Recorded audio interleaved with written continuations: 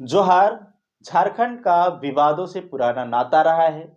जब से ये राज अलग हुआ है तब से एक के बाद एक नए मामले सामने आए हैं। झारखंड को खनिज संपदा से भरा हुआ राज्य कहा जाता है, जिसके कारण सभी की नजरें इसी राज्य पे टिकी हुई रहती है। बड़ी बात यह है कि यहाँ हर क्षेत्र में लूट मची हुई है, चाहे पत्थर हो, कोयला हो या बालू और जमीन। हर क्षेत्र में लुटेरे इस राज्य को बर्बाद करने में जुट गया है। यहाँ तक कि नौकरियों में भी लूट मची हुई। झारखंड के गरीब होनहार युवा एक सरकारी नौकरी पाने के लिए दर दर की ठोकरें खा रहे हैं। सवाल उठ रहा है कि आखिर इन माफियाओं पर सरकार कार्रवाई क्यों नहीं करती है। क्या सरकार में बैठे लोग भी इस गुनाह में शामिल है, या इन माफियाओं की पहुंच वहां तक है जहां पुलिस प्रशासन कार्रवाई करने से डरती है। सवाल यहां भी उठ रहा है कि पुलिस प्रशासन भी इन माफियाओं के साथ मिली हुई है, जहां सरकार तक सही जानकारी नहीं पहुंचती है। साथियों, अगर आप इस चैनल को अब तक सब्सक्राइब नहीं किए हैं तो सब्सक्राइब जरूर कर लें, और जानकारी अच्छी लगे तो आगे शेयर करें। आगे बढ़ते हुए, झारखंड को अगर घोटालों का राज्य कहा जाए तो कोई बड़ा आश्चर्य नहीं होगी। यहां एक से बढ़कर एक घोटाला के साथ हर घोटाले में सीएम, मंत्री, विधायक, नेता, अधिकारी फंसते हुए नजर आए।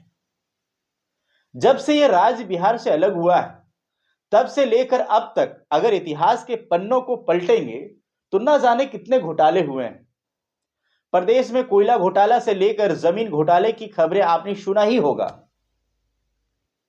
लेकिन अब नौकरी में बड़ा घोटाला हुआ है। राज्य के युवाओं ने कभी सपना में भी नहीं सोचा था कि नौकरी में भी घोटाला हो जाएगा। इस घोटाले के बाद युवाओं का भविष्य अधर में लटक गया है। वहीं इसकी आंच पूर्व सीएम हेमंत सोरेन पर भी आ गई है। देखना होगा कि जेएसएससी सीजीएल परीक्षा पेपर लीक की जांच कर रही ईडी के रडार पर कितने लोग आएंगे। कथित जमीन घोटाले मामले में गिरफ्तार हेमंत सोरेन की एक मुश्किलें कब नहीं हुई कि दूसरी सामने आ गई।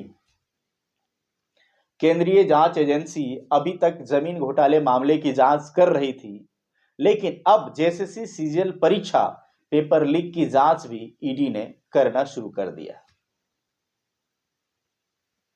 इस मामले पर जांच एजेंसियों ने बड़ा खुलासा कर दिया है, जिसके बारे में कोई सोच भी नहीं सकता था कि इस मामले में पूर्व मुख्यमंत्री हेमंत सोरेन का भी नाम आ सकता है। दरअसल पिछले महीने जनवरी में हुए जेएसएससी सीजीएल परीक्षा पेपर लीक मामले की जांच कर रही प्रवर्तन निदेशालय ने पीएमएलए कोर्ट में हेमंत सोरेन और आर्किटेक्ट विनोद सिंह के बीच 539 पेज के व्हाट्सएप चैट होने का दावा किया है। इसके कुछ पेज कोर्ट में भी पेश किए हैं। यह चैट ट्रांसफर पोस्टिंग को लेकर लेन देन से संबंधित है। कई गोपनीय सूचनाएं भी है। ईडी ने अपने रिमांड पिटीशन में कहा है कि जिस मोबाइल से विनोद सिंह और हेमंत सोरेन के बीच चैटिंग हुई है वह मोबाइल पेश करने के लिए कहा था, लेकिन पूर्व सीएम ने वह मोबाइल ईडी को नहीं दिया। मिली जानकारी के अनुसार केंद्रीय जांच एजेंसी ने हेमंत सोरेन से पूछताछ करनी शुरू कर दी है। पूर्व सीएम हेमंत अभी 5 दिनों की रिमांड पर है। इससे पहले भी ईडी को 5 दिनों का रिमांड मिला था। बता दें कि जब ईडी ने हेमंत सोरेन को कोर्ट में पेश किया, उसी दौरान ईडी के अधिकारियों ने अदालत में हेमंत सोरेन के करीबी विनोद सिंह के 539 पेज के व्हाट्सएप चैट पेश किया, जिसके बाद उनकी मुश्किलें बढ़ गई। देखना होगा कि पेपर लीक की जांच कर रही ईडी अब नया क्या खुलासा करने वाली है। बीते कुछ सालों से ईडी ने कई घोटालों का उजागर किया है, जिससे राज्य में हड़कंप मचा हुआ है।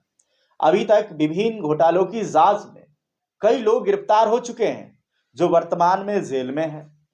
वहीं कुछ लोग जमानत पर हैं। हेमंत सरकार के कार्यकाल के दौरान ईडी ने शराब घोटाले में योगेंद्र तिवारी को गिरफ्तार किया था। इसके बाद केंद्रीय जांच एजेंसी ने मनरेगा घोटाला का खुलासा किया, जिसमें निलंबित आईएएस पूजा सिंघल, सीएस सुमन कुमार को अरेस्ट किया। इसके बाद जांच एजेंसी ने निलंबित आईएएस पूजा सिंघल के पति अभिषेक झा को अपने गिरफ्त में लिया। फिलहाल अभिषेक झा और सुमन कुमार जमानत पर है। पूजा सिंघल की गिरफ्तारी के बाद जब ईडी ने पूछताछ शुरू की तो पता चला कि राज्य में बड़े पैमाने पर अवैध खनन भी हुआ है। जांच के दौरान कई बड़े नाम का खुलासा हुआ। इसके बाद ईडी ने कई लोगों को गिरफ्तार किया, जिसमें पंकज मिश्रा, बच्चू यादव, नेताओं और नौकरशाहों का करीबी प्रेम प्रकाश, दाऊ यादव के पिता पशुपति यादव, हेमंत सोरेन के प्रतिनिधि पंकज मिश्रा का खास सहयोगी कृष्ण कुमार शाह, भगवान भगत, टिंकल भगत, राहुल यादव है। इनमें से कई जमानत पर है। इन सभी घोटालों की जांच ईडी मनी लॉन्ड्रिंग के तहत कर रही है। जेएसएससी सीजीएल परीक्षा पेपर लीक होने के बाद राज्य के युवाओं का भविष्य अधर में लटक गया है, क्योंकि अब इस मामले की जांच ईडी कर रही है। जब तक जांच पूरी नहीं होती है तब तक इस पर कोई ठोस निर्णय नहीं लिया जा सकता। ऐसे में युवाओं को सिर्फ इंतजार ही करना पड़ेगा, लेकिन उन्हें अभी से अपनी भविष्य की चिंता सता रही है। बता दें कि झारखंड में जब भी किसी विभाग का वैकेंसी निकला है और जब इसकी परीक्षा होती है, परिणाम आने से पहले ही कांड हो जाता है और बाद में मामला कोर्ट तक पहुंच जाता है। राज्य में हर वर्ष लाखों अभ्यर्थी नौकरी पाने के लिए फॉर्म भरते हैं, लेकिन उसका रिजल्ट आने से पहले ही अदालत में चला जाता है। कुल मिलाकर कहा जाए कि पारदर्शिता नहीं होने की वजह से युवाओं को नौकरी नहीं मिलती है। हर जगह भ्रष्टाचार का ही बोलबाला है। इस मामले पर बीजेपी प्रदेश अध्यक्ष बाबूलाल मरांडी ने भी हेमंत सोरेन को घेरा है। उन्होंने कहा है कि मैं शुरू से कह रहा था, इतना बड़ा पेपर लीक का घोटाला ऊपर की संलिप्तता के बगैर नहीं हो सकता है। यह बातें मैंने अपने अनुमान के आधार पर कहा था, लेकिन आज ईडी ने हेमंत सोरेन की रिमांड अवधि बढ़ाने के लिए 12 पन्नों की जो जानकारी कोर्ट में दी है, उसमें लिखा गया है कि हेमंत सोरेन के करीबी आर्किटेक्ट विनोद सिंह के मोबाइल और घर से छात्रों की बड़ी संख्या में एडमिट कार्ड बरामद हुए हैं, जिन्हें पैसे लेकर बहाल किया जाता था। बाबूलाल मरांडी ने आगे कहा है, विनोद सिंह कौन है ये सभी जानते हैं।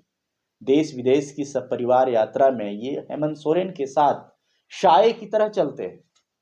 अब पता चला कि हेमंत सोरेन ने दलाल विनोद के साथ मिलकर जमीन तो लूटा ही, साथ ही माड़ भात खाकर नौकरी की तैयारी करने वाले गरीब बेरोजगार इन छात्रों को भी लूट लिया है। इससे बेशर्मी क्या हो सकती है कि कोयला, लोहा, पत्थर, बालू, जमीन बेचने वाले हेमंत ने गरीबों की नौकरी बेचने का भी काम कर दिया। अब देखना दिलचस्प होगा कि नौकरी घोटाले के नए मामले में कितने शामिल हैं। तो दीजिए पंकज को इजाजत, मिलते हैं अगली कड़ी में। जोहार।